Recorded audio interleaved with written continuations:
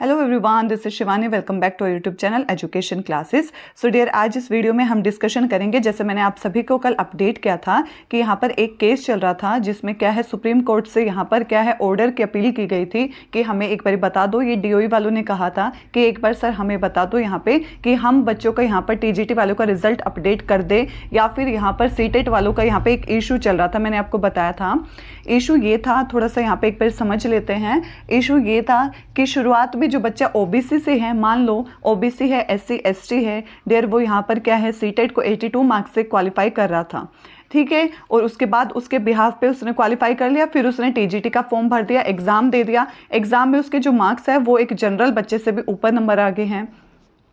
तो यहाँ पर क्या है, उसने यहाँ पर जनरल से ज़्यादा मार्क्स ले लिए हैं, तो वहाँ पर उसको जनरल कैटेगरी में काउंट किया जाएगा। तो वहाँ पर उसको जनरल में काउंट कर रहे हैं। तो यहाँ पर एक मांग ये थी कि जो उन्होंने सीटेट क्वालिफाई किया है वो भी हमारा क्या है जनरल से होना चाहिए, मतलब 90 मार्क्स का होना चाहिए। तो ये थोड़ा सा इशू आ रहा था कि अगर आप यहाँ पर जनरल में हो तो दोनों में हो, अगर ओबीसी यूज़ करो तो दोनों में ओबीसी लो। तो एक जगह ओबीसी एक जगह जनरल, ये वाला थोड़ा सा इशू आ रहा था। तो यहाँ पर सुप्रीम कोर्ट से मांगा था डीओई वालों ने कि हमें एक बार जवाब दे दो कि यहाँ पर हम उनको कंसीडर करें या नहीं वैलिड।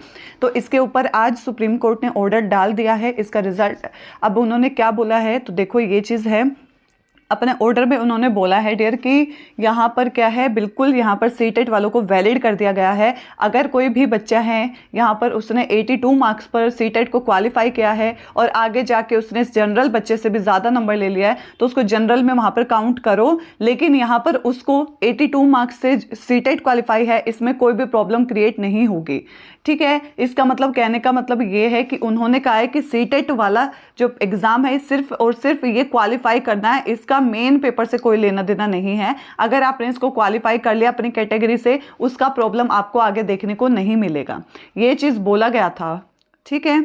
तो अब देखो भाई, ये बच्चों के लिए थोड़ी सी अच्छी न्यूज़ है कि यहाँ पर उन्होंने 82 मार्क्स पे सीटेट कर लिया है और आगे जाके उसके जनरल से भी अच्छे है, तो जनरल की सीट उन्होंने ले ली है यहाँ पे, वो उनके लिए ये अच्छी न्यूज़ है, ठीक है। तो इस चीज़ के ऊपर रोक लगा रखी थी और आप लोगों को मैंने ये आपको दिखाया भी था, जिसमें ये गवर्नमेंट ने डाला था कि यहाँ पर रिजल्ट जो है अप्रैल से जून 2026 तक वो दे देंगे। और यहाँ पर ये पोस्ट कोड दिखा रखे हैं 803/24, 804/24, 805/24, 806/24 और 807 और 808/24। ये सारे तो जो है ये डीओई की तरफ से थोड़ा सा पेंडिंग था कि एक क्लैरिफिकेशन यहाँ पर हमारे सुप्रीम कोर्ट की तरफ से आ जाएंगे। जो सीटेट के स्कोर्स है उसके बिहाफ पर वहाँ पे थोड़ी सी इशू आ रहा है कि भाई ये सोच रहे थे कि अगर हम रिजल्ट डाल दे, कल को बच्चा यहाँ पर क्या है केस कर दे, तो फिर वही है लंबा रिवाइज रिजल्ट आएगा, वो सब होने में बहुत लंबी प्रोसेस हो जाएगी। इसलिए एक बार हमें पहले ही क्लैरिफाई कर दो, इसके बाद हम डायरेक्ट यहाँ पर रिजल्ट घोषित कर देंगे।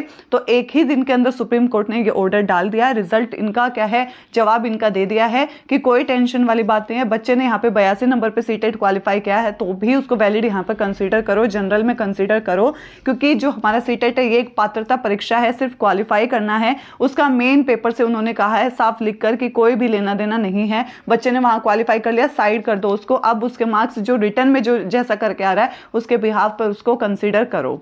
तो ये चीज़ अब देखो डीओई को क्लियर हो गया ना। तो अब डियर आपके रिजल्ट आने में ज़्यादा टाइम नहीं लगेगा, ठीक है। अब एक एक करके यहाँ पे जिस तरीके से मैंने बताया था उसी तरीके से रिजल्ट यहाँ पर आएंगे डियर। सबसे पहले आपके यहाँ पर क्या है, टीजीटी इंग्लिश, टीजीटी हिंदी और पीजीटी हिंदी के देखने को मिलेंगे। उससे नेक्स्ट मंथ में आपको मैथ्स के देखने को मिलेंगे और उससे बाद में आपको सोशल साइंस और एक्स्ट्रा जो बच गए वो सारे देखने को मिलेंगे। इस तरीके से ही रिजल्ट चलेगा आपका। और इसी तरीके से एग्जाम हुए थे, लैंग्वेज के एग्ज़ाम हमेशा सबसे पहले होते हैं और बाकी यहाँ पर उनके रिजल्ट साथ के साथ अब आते रहेंगे।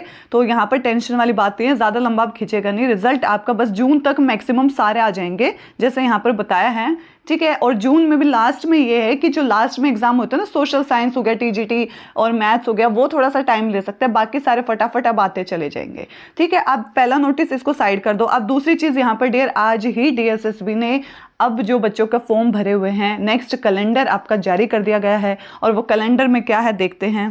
तो ये DSSB की तरफ से आज ये नया कैलेंडर जारी हुआ है। डियर, हम कह रहे थे ना अभी आने वाले बच्चों का पेपर कब होगा, वो पूछ के परेशान हो रहे हैं।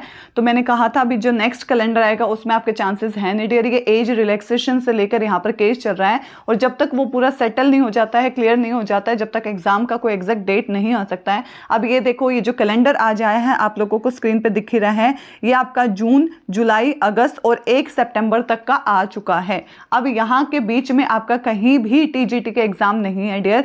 सितंबर 1 तक आपका कोई भी पेपर नहीं है। इसके बाद जो शेड्यूल आएगा 1-1.5 महीने का, उसमें चांसेस है सब कुछ क्लियर हो जाएगा, तो आप लोगों के एग्जाम होने के चांसेस है। सबसे पहले लैंग्वेज के होंगे, इंग्लिश, हिंदी, संस्कृत हो गया, और स्पेशल एजुकेशन वालों का होगा। उसके बाद आपके बचे हुए सब्जेक्ट्स का एग्जाम होगा।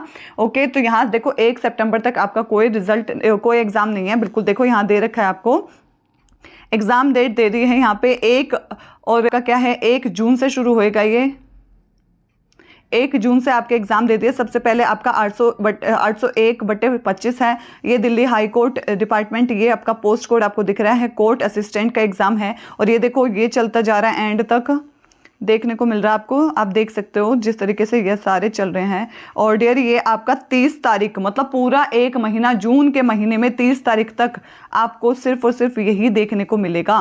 पूरा महीना ये एग्ज़ाम चलेगा कोर्ट असिस्टेंट का, और ये 30 तारीख 6वां महीना 2025 तक है, और उसके 2026 तक है, सॉरी। उसके बाद आपका 1 जुलाई से शुरू हो गया है नेक्स्ट एग्ज़ाम। डेट देखो, आप देख सकते हो यहाँ पर कहीं भी आपका DSSB TGT की बात नहीं हो रही है, ठीक है। यहाँ ट्रांजिस्टर है, यहाँ पर जूनियर इंजीनियर है, टेक्निकल है, असिस्टेंट सुपरिटेंडेंट है, और यहाँ पर क्या फॉरेस्ट गार्ड है।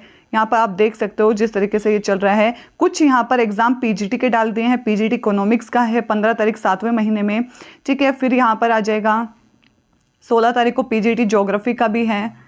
यहाँ पर अभी भी आपका कहीं भी TGT का नहीं नामो निशान है। MTS डाल दिए गए हैं, PGT के बचे हुए एग्ज़ाम है। तो ये डियर हमारा है नोटिस जो आज बच्चों को डाला गया है, ठीक है। आप देख सकते हो MTS का ये 8वें महीने तक सारा चल रहा है, इसके बाद चलता जा रहा है। और ये हमारा क्या 22 तारीख 8वें महीने 2026 को भी MTS है।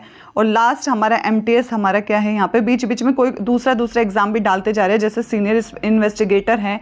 यहाँ बीच बीच में जहाँ पर भी कोई शिफ्ट में जगह होती है वहाँ पर ये सेट कर देते हैं, जिनकी वैकेंसी सबसे कम होती है, फॉर्म सबसे कम फिल किए गए होते हैं।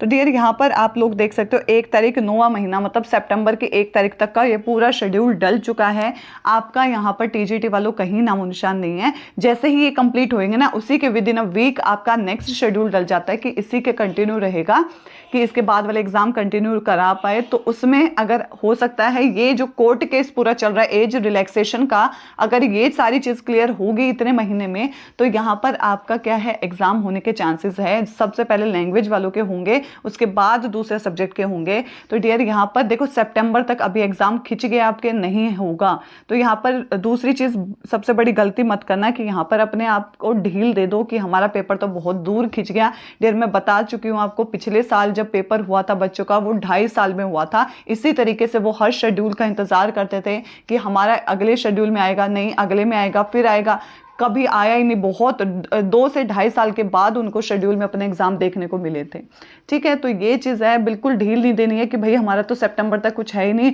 इतने महीने पड़े, अभी तो हम खाली हैं। नहीं, ये सबसे बेस्ट टाइम है। TGT वालों के लिए मैं एक सजेशन देना चाहूँगी, डियर कभी भी एक सब्जेक्ट को लेके मत चलना। एक सब्जेक्ट सोचो आप 1 साल वेट करो, पेपर होएगा, उसमें सिलेक्शन नहीं हुआ तो अभी इतना इनफ टाइम है, तो आप 2 सब्जेक्ट को लेके चलो। दोनों का अगला पार्ट सेम है, सेकेंड पार्ट की यहाँ पर खुद तैयारी कर सकते हो। जो भी आपके जो ग्रेजुएशन में सब्जेक्ट है उसके बिहाव पे कोई भी 2 सब्जेक्ट को चूज़ कर लो, ठीक है। उसमें बांट लो समय को, उस तरीके से तैयारी करते जाओ, इजीली हो जाएगा, ठीक है। बस ये आप लोगों को इन्फॉर्म करना था मेरे को, और बाकी कोई अपडेट होगा तो मैं आप सभी को बताती रहती हूँ वैसे, ठीक है। तो अपना तैयारी करते रहो, रिलैक्स रहो। और नोटिस के बारे में मैंने बता दिया है, और यहाँ पर शेड्यूल के बारे में मैंने बता दिया। ओके, तो ये वीडियो थी, आई होप आप सभी के लिए यूज़फुल रही होगी। अगर आप लोगों को ये वीडियो पसंद आई है तो प्लीज़ वीडियो को लाइक और चैनल को सब्सक्राइब करो और शेयर करो अपने फ्रेंड्स के साथ। तब तक के लिए मिलते हैं अपने नेक्स्ट वीडियो में। Thank you so much for watching.